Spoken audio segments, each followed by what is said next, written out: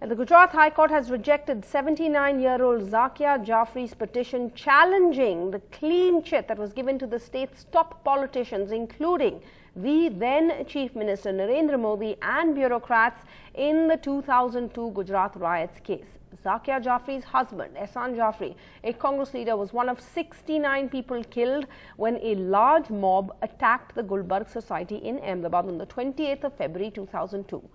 She has alleged that there was a larger conspiracy behind the riots, but a Supreme Court monitored Special Investigating Team or SIT did not find any evidence to back this accusation. Rohit Ban was in court. He was following the story. He now joins us. Rohit, what's next? Any options left for Ms Jafri?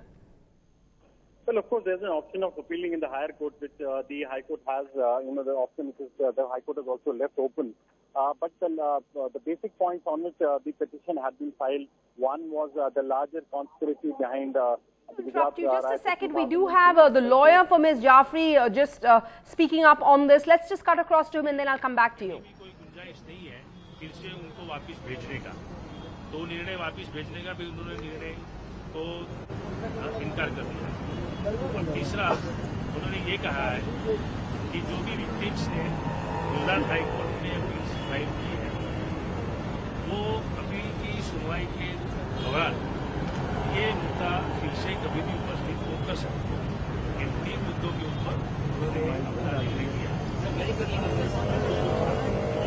Today, the Honorable High Court have delivered the very important judgment in respect of Ms Zakia Jafri, in which the revision has been preferred against the larger conspiracy case. The Honorable Court held that the High Court does not believe the case of the revisionist so far the larger conspiracy is concerned. Secondly, there is no scope for remanding back to the trial court for the further hearing. And third, the right of the victims are kept open in the appellate jurisdiction, as the victims have also preferred the appeals before this Honorable High Court of Gujarat. And as and when they raise the issue, they may convince the concerned appellate jurisdiction court, and at that time the appellate court can decide the matter. Sir, did the Gujarat High Court consider the issue that this particular investigation be the charge sheet or other report be filed in the Gulbarg individual case? Was that No, it was not at all. It was as a matter of the fact that it was investigated in extenso to 67 of the 2002. That is the Gulbarg case. Because in the Gulbarg case, she was one of the witnesses. Her husband was killed, and thereafter, the Honorable Supreme Court has also considered the case as the Gulbarg case. But she's talking about incidences that have happened all across the state. That has not been believed. That has not been believed. The larger conspiracy is not at all believed by the Honorable High Court. All right, let's go back to Rohit Ban. Rohit, interrupted you there, but just as the lawyer was saying exactly what you were talking about, what Ms Jafri's options are following this.